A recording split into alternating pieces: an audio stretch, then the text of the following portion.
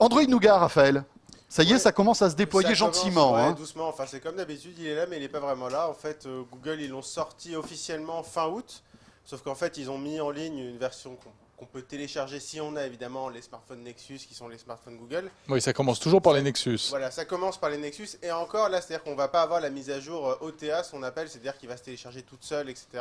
Ça, a priori, il faudra peut-être attendre vers le 4 octobre, parce que c'est la date où Google va annoncer ses nouveaux smartphones, qui seront certainement plus les Nexus, mais qui vont sûrement s'appeler Pixel.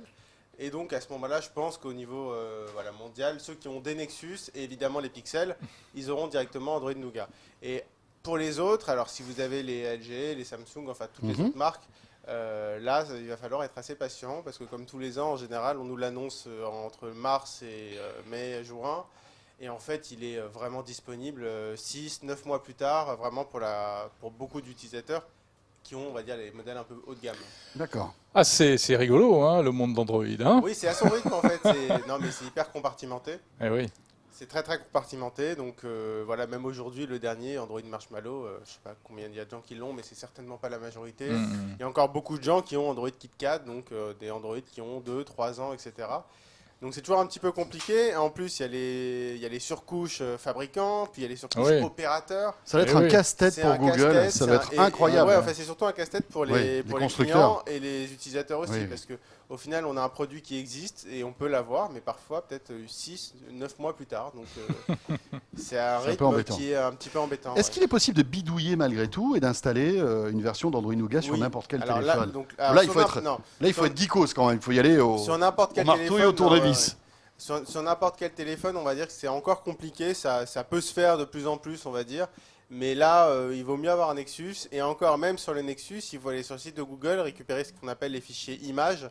Et là, il faut bidouiller un petit peu pour l'installer à la main avec un logiciel, etc.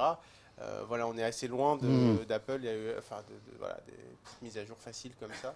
Faut pas faire de la pub pour Apple, évidemment. Mais c'est vrai que c'est un des avantages Et d'Apple. oui, Voilà. mais comme c'est voilà, Android a beaucoup d'avantages, mais Apple, on peut pas lui enlever ça. C'est quand il y a un OS qui sort, il est disponible. Ouais, même sur les smartphones qui sont pas assez costauds pour le faire tourner parfois. Ah, il est un peu trop disponible au contraire. Ouais. Il est peut-être- Et justement, Android Nougat, bon alors je sais que tu as commencé un peu à la prendre Ouais. en main. Est-ce que c'est un système qui pourra tourner même sur des vieux téléphones Android? Enfin, il est comment? A Il a l'air priori, gourmand en ressources ou pas?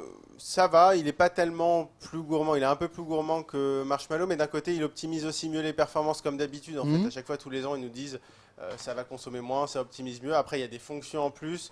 Là, on a eu accès à pas mal de fonctions développeurs surtout. Oui. Pas mal de versions développeurs surtout. Donc voilà, il faudra attendre un peu pour voir vraiment les performances. Par contre, il y a des nouveautés qui sont quand même très intéressantes. Le mode multi-fenêtre. Donc on va pouvoir avoir une vue avec 2 fenêtres en même temps. Sur les smartphones, ça peut avoir un intérêt limité parce que Ouais, l'écran n'est pas énorme. Plutôt pour les tablettes alors. Plutôt peut-être pour les tablettes, exactement. Et là encore, alors les surcouches fabricants, on pouvait déjà l'avoir en général. Il y a plein de fabricants, sur Samsung par exemple, ça existait déjà. Non, le plus sympa, je pense que c'est les notifications. Donc on peut répondre directement sur les notifs. Donc quand on a le petit bandeau, Messenger, etc. Coucou, t'es où on peut répondre directement sans avoir à ouvrir À l'application. rentrer dans l'appli, À rentrer dans etc. l'application. Ouais. Là encore, il y a certains fabricants qui le faisaient déjà avec leur surcouche. Ouais. Ça va être là nativement, donc c'est assez sympa. Oui, c'est ça, ce qui est rigolo, c'est quelquefois ce genre de fonction est d'abord apporté par les surcouches. Oui. Même le multi-fenêtre. Alors, Petit fenêtre, voilà. Samsung avait introduit le Exactement, picture là, in picture. voilà, c'est- Avec En le général, fameux c'est des TouchWiz. choses- Exactement, Ouais. c'est des choses qu'on a déjà souvent ailleurs et que Google implémente ensuite. Après, il y a des petites fonctions sympas, le changement rapide d'application. Donc, on va juste appuyer 2 fois rapidement sur le bouton en bas à droite et on va revenir sur l'appli précédente. Voilà. Après, c'est pas non plus une révolution, hein. Voilà, c'est plus quelques petites fonctionnalités en plus. Il y en a pas mal. Il y a beaucoup de petites fonctionnalités en plus. Mais c'est toujours pareil avec les surcouches fabricants. Est-ce qu'on va vraiment voir la différence au premier coup d'œil? Ça, c'est pas sûr.